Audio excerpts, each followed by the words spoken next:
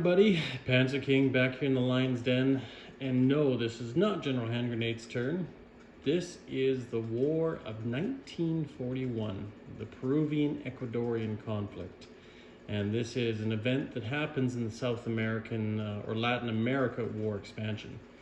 And it happens the start of July 1941. So usually what General Hand Grenade's turn should be, I'm going to do that on behalf of General Hand Grenade.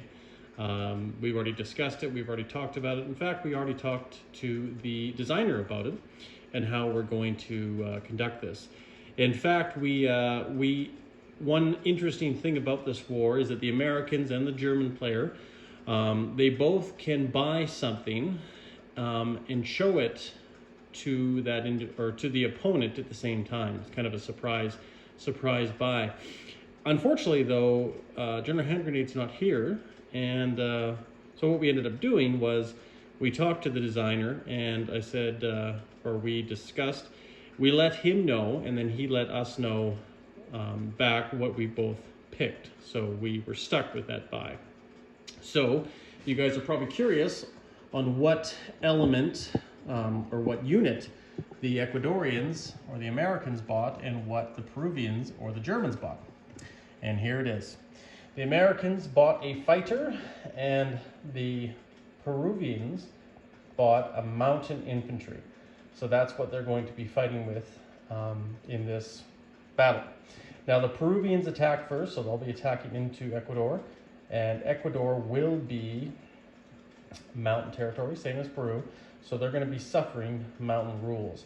They're going to be attacking with regular infantry, 1 light armor, 1 artillery, and of course they just bought this mountain unit, which we'll place here. They'll be attacking, and then the Ecuadorians will be defending with a fighter, a militia, and infantry in mountain territory.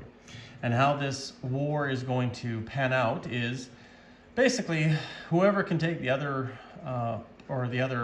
enemy or opponent's land zone first wins, right? Or basically eliminates everybody else. So Peru will attack, Ecuador will defend, Ecuador will attack, Peru will defend. This whole thing could be over in 1 round, or it could take 3 or 4 battles. And ultimately, if nobody is able to conquer each other's territory at the end, then when America and Germany do go to war, these 2 territories will go to each other's camp. And then the torpedo boat destroyer, well, I think that might just end up going to Germany, but we'll see. But let's roll, guys. Let's do this. So we've got everything set up here. We're just going to give you a brief rundown. We are attacking into mountains. Now here's the thing. Now it is a mountain penalty, so they are subject to that. Now I believe the artillery does go down to 2 because it's supported. Now the mountain infantry, it attacks at a 2, but it also is going with the artillery. So it does, or should get beefed up to 3, technically, if that's how it goes, right? But I believe the artillery should be attacking at a 2 because they're subject to the mountain rules. Same with the infantry. The infantry normally would be attacking at a 2, but it's going to be attacking at a 1. And the minor armor usually attacks at a 4. It will be attacking at a 3. And that's the price you pay with mountains. So anyways, guys, let's do this and see what happens. Now this is the attacking dice, and they're set up in, sorry, the wrong dice here. We should have a purple die. So that's our attacking dice, right. And here's our defending dice. We have 1 militia at 2, 1 infantry at 4, and 1 fighter at 6. So let's see, guys, what we end up with.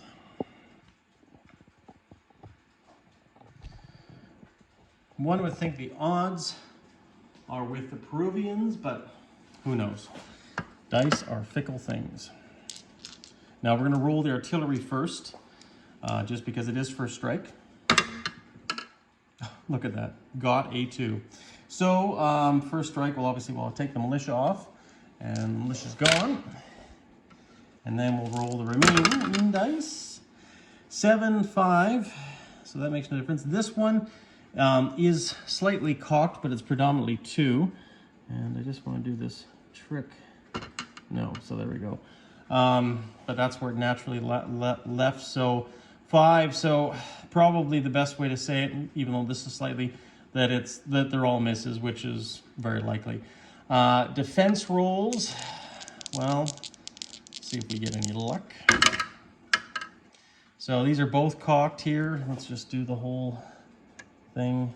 Yeah, so that's an 11 and that's a 5. So misses on our side too, which is most unfortunate. All good though. Now we'll go into our second round of combat and the artillery will come back.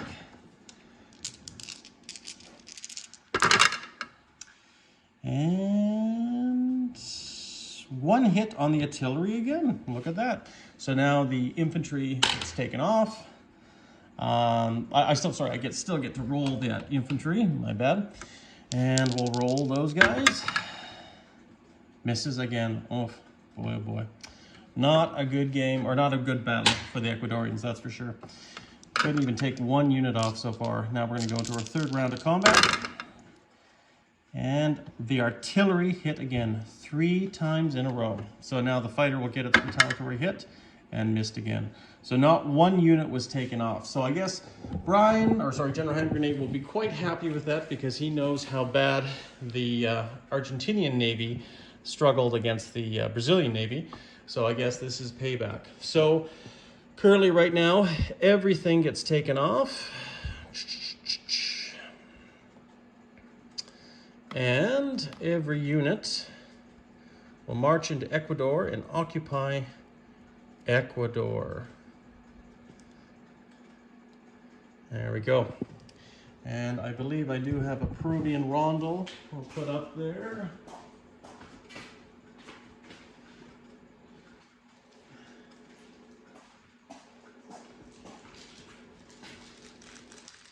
And then that is it, guys. So now I'm not sure now if these go German or not. I don't think they do. I think they stay Peruvian. But if they do go German, then obviously then the Monroe Doctrine, the Americans can come down there and take them back right away. But as far as I know, I think it's just a victory for the Peruvians. And now it's comical because not only the Peruvians have joined the Axis side, you have the Turks as well in this game. So the Allies, they're running out of allies fast. So very fun, very exciting, disappointing for the Ecuadorians, and that was $10 the Americans won't see back, but that is the way things go, guys. Take care and stay classy, and we'll see you later.